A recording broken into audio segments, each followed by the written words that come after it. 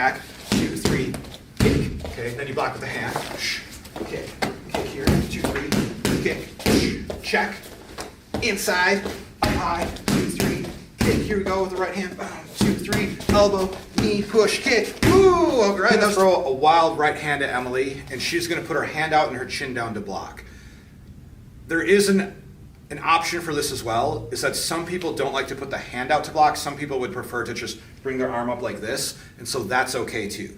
But basically, you're absorbing the punch with your arm, okay? And her chin's going to go down when this happens. So we're here, she puts that out to block. So she did it the way that I like to do it. I like to put my hand out. I think I like to put my hand out because I'm a jiu-jitsu guy, and I like to clinch it up from here. So if I get this position, oftentimes I come in and clinch, right? So go ahead and just, there you go. Or come all the way around my waist like we're in jiu-jitsu. Yeah, there you go. So I like to clinch from there, right? But we're in kickboxing right now, so we're not going to do that clinch.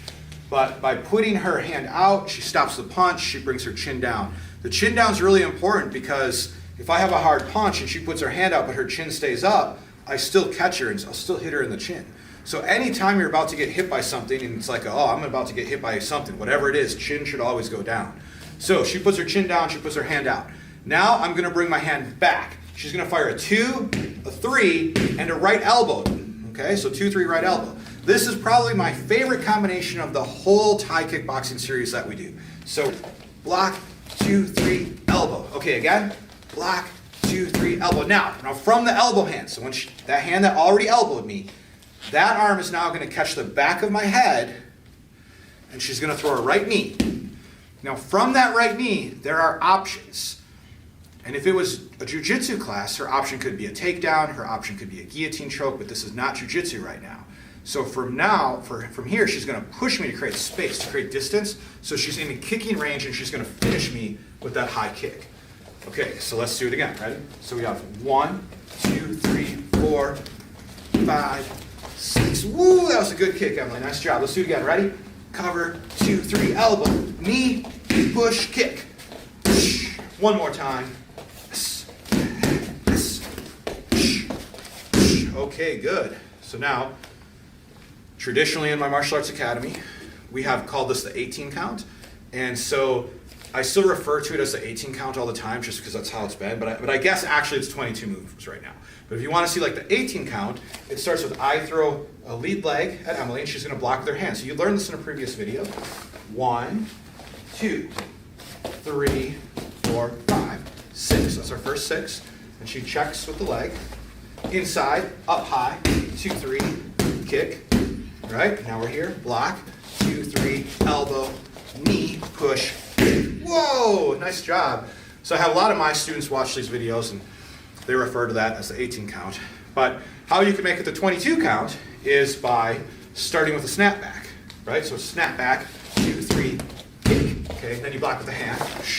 Kick, kick here, 2, 3, kick, check. Inside, up high, 2, 3, kick. Here we go with the right hand.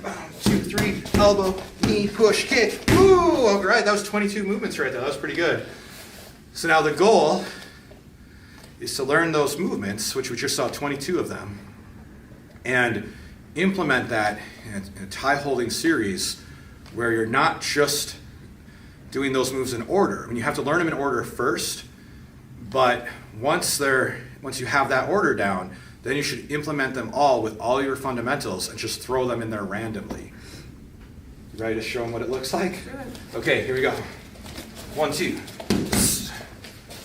1, 2, 3. Slip, slip, roll. 2, 3, 2. Double kick. Double kick. Snap back. 2, 3, kick. Block with the hand. Kick. Kick. 2, 3. Kick. Check. Inside. Up high. 2, 3. Kick. Block with the hand. There you go. 2, 3. Elbow. Knee. Push. Kick. 2. 1, 2. Elbow. Again. 1, 2. Elbow. Double kick. Here comes my kick. Block with your hand. Kick my leg. Here we go. 2, 3. Kick. Check. Inside. Up high. 2, 3. Kick. Block with the hand. 2, 3. Elbow. Knee. Push. Kick. All right. Well, I really hope we were in frame because you did a really good job of it. That was great. Now, you're starting to see a little higher level of Thai pad holding and a little higher level of punching and kicking.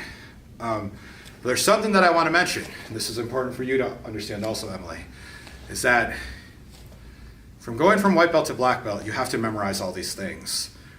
The whole idea of it is to make a miss, make them pay. So it's like, you know, you make a miss, and then you make them pay, right? So you make a miss and you make them pay. So that's the whole idea. But by black belt level, it's okay to kind of forget, not totally forget, but kind of allow yourself to like get out of like that set pattern so that you can do more, so that you can be more creative, so that you're not set in this super structure. And at this level, you know, we're about halfway to black belts, I think, doing these techniques here. And so it's important to start putting that on your mind, knowing that by black belt, I should just be able to hold pads or hit pads. It doesn't always have to be so structured. Another thing is if watch a really good fight, and a lot of times there's a lot more feeling out, there's a lot more jabs and crosses, so there's nothing wrong with slowing this down a little bit. And let me show you what I mean. Let's slow it down a little bit, right? So you can still punch and kick fast and hard, but we're not gonna go with as many of those techniques. So here, jab, jab cross, kick, check, inside, up high, 2, 3, kick, double jab, 1, 2, 1, 2. So that time we slowed it down a little bit.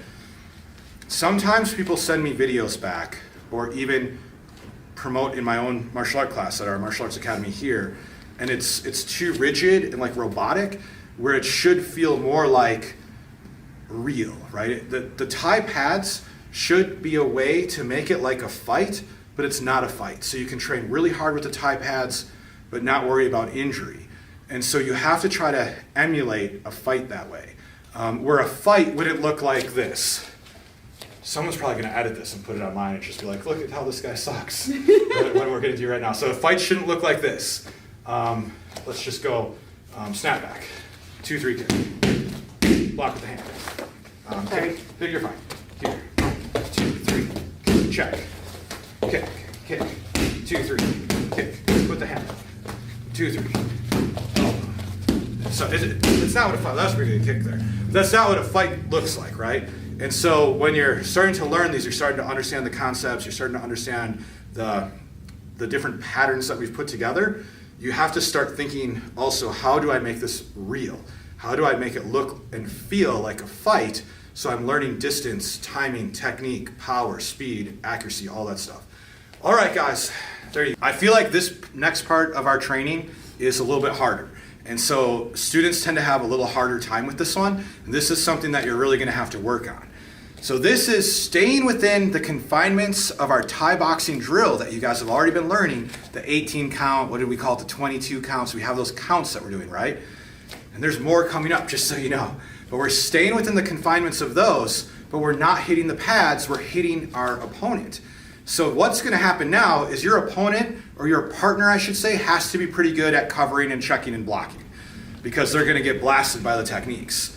At the same time, it's hard for Emily to do this because she doesn't see what to hit. If I was a pad holder, I have my gloves on now, but pretend I'm holding the pads. If we did the snapback, she sees what to hit. She sees the pads. You really want to throw the elbow in there. It's fine, you can throw the elbow. So she sees what to hit. But in this situation, she's not going to see what to hit because I'm just going to cover like we're fighting. So she's just going to have to come get me without seeing the pads. Okay, let's just do one. Okay, here we go. Over here too.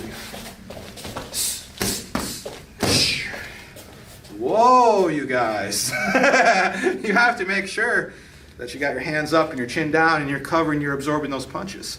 And so you can do that with all of the techniques we just did. And then you can put them all together in a free-flowing exercise just like we've been practicing. And so if we only do the snapback, so that's the only thing we're going to do is the snapback. We can move around in what we like to call like a black belt control kind of drill where we're not really hitting each other. And then I can say snap back and she knows what to do. So we're just kind of moving. Go ahead, you can throw at me. We're just going to move in. Snap back. Okay, just like that. Snap back. And now you can do those in every single technique that we've done. So if I throw a lead leg kick at Emily, she can catch. She can kick my leg. She can kick me. She can punch me and kick me and punch.